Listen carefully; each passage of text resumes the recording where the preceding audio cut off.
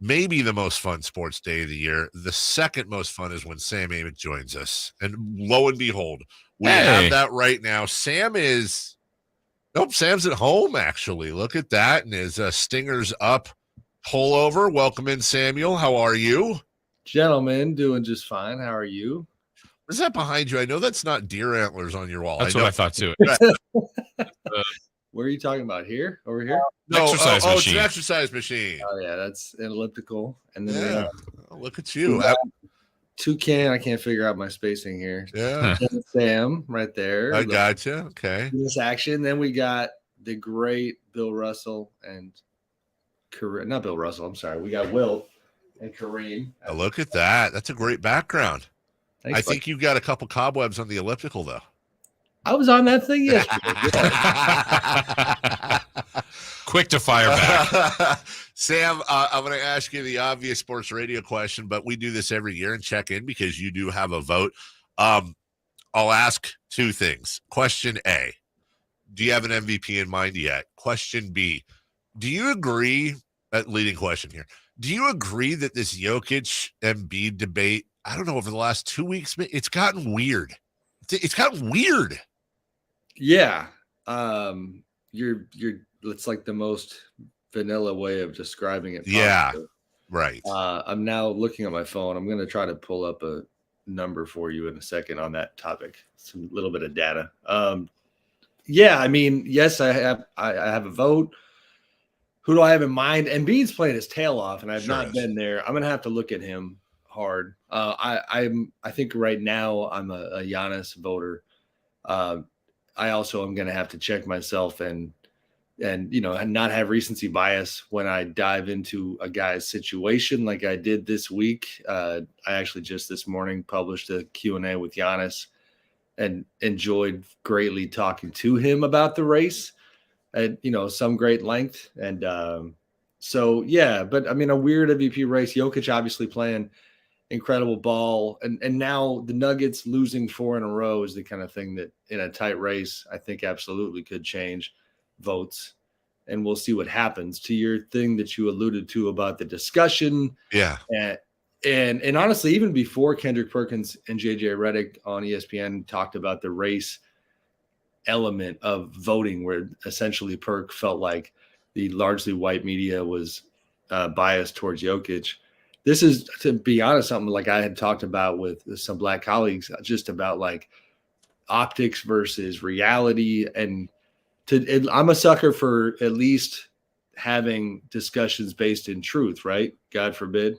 Yeah. So, when Perk had claimed, I think that he was 90% white media, it is a very white media. It's very true. So yes. Of the voting body, just to give you guys a glance at it from last season, 63 out of 100 voters were white. Jokic with almost 70% of the vote, Embiid almost 20% of the vote, 25 African-American voters out of 100. And then the percentage on Jokic was significantly lower. It's 48%, although he did lead. He was the leading vote getter among African-American voters, and Embiid was right behind him, 44%. So That's just context. Yeah, I mean, I don't think he'd mind me sharing this. I sent JJ a note saying that, like, interesting discussion, and all due respect to ESPN, I just don't think First Take is the place for it. Like, long panel at some conference, maybe a long podcast. You got to really have that discussion, not in microwave form. Yeah. I know, Sam, speaking of awards, you said last night, I think you tweeted that just give De'Aaron Fox the Jerry West Award already. Yeah. It's his, right? He's winning this thing, isn't he? See, that's why I love J. Ross, Dave, because he's so good at just being like, well, this is uncomfortable. Let's go to the happy stuff. Let's go right here. I'm going to the Kings. No, you're right. And I didn't even, I mean, that tweet I sent out was followed. I know I always share color from my little street in suburban Elk Grove, literally followed by neighbor John running into my house screaming. Hold on, neighbor John. When did we drop the drunk? Oh, well, I'm afraid of litigation, apparently. And for the first time in all the years I've known him, and I'm going to air him out here on public radio, chose not to knock this time. Just whoa, can't do that. Love you, John. Love you, John. Yeah. No, it was fine. But yeah, like De'Aaron was unbelievable. I actually was watching that play, like I'm sure a lot of people, and kind of in my head going, De'Aaron, there's 12 seconds left, bro. Right. Like, you might want to get moving. And he was just like absolutely as chill as could be. And then drops that thing as the double starts to come. And then it did crack me up. The camera's catching him, just announcing to the world that he's effing nice, Yes. So yeah, I mean they got something going right now. You compete with the Bucks like they did, and then you kind of pull your way out of a slog of a game like they did against Chicago. Good things for the Kings. Sam Amick of The Athletic joining us. So MVP is still up in the air. We've got De'Aaron Fox with the Clutch Player award, probably. Mike Brown is certainly the Vegas favorite, literally, for Coach of the Year. But I want to ask you this, Sam, because it's not talked about enough, I think, in these parts. Can you give me I need a decent argument against Monte McNair being Executive of the Year? Honestly, I'm sure there is one. I just, because I'm biased, can't find it. I mean, it'll sound like a political answer. I mean, I have to go look at them all. I don't know. Top of mind, he's in a very good position.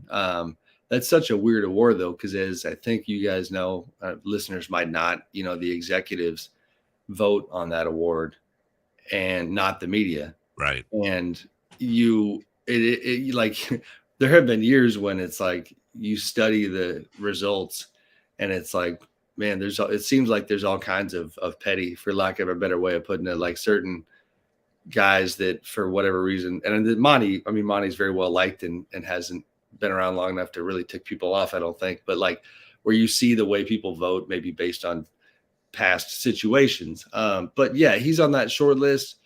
Getting Kevin Durant is never a bad thing. So James Jones in Phoenix, but with James, you could also, look at the Jay Crowder situation and say that did not go very well. And that's kind of a roster management type of issue. Although Monty Williams was a big part of that, major driving force in that. I'm kind of rambling on it. No, I got you. He's had a great year. What they did in the summer has panned out in a big time way. And actually, to take it back to JJ Redick, JJ, who had kind of famously destroyed the Kings for the trade last year with Indiana, he gives a mea culpa recently on his podcast, but specifically highlighted all the additional moves, that were made over this summer. The shooting, it's wild. This offense is incredible. Kevin Huerter is on a heater again lately. Yep.